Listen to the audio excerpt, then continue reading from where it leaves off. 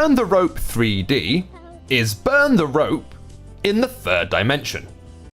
This has been James with AppSpy. Just kidding. By now, you're likely all familiar with the gameplay of Burn the Rope. If not, here are the basics. You're presented with an image made out of rope, often with different colours. Touch any spot on the screen and the rope will start burning.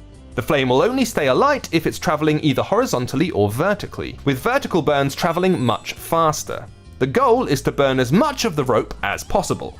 By burning differently coloured bugs, the flame will take on different hues, allowing you to burn the corresponding areas of the ropey creation. The trick is to start your burn in the right place, and then tilt your iPhone to keep the fires lit until the very end. This time around, instead of tilting, you control the ferocity of the flames by moving the camera.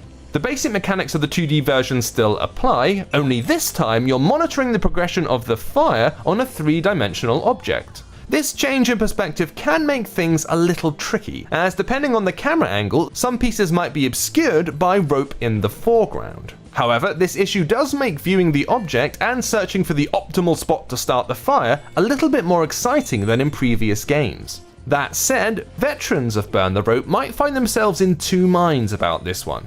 On the one hand, it's more Burn the Rope content, but on the other, the third dimension complicates the core gameplay somewhat, and not always in a good way.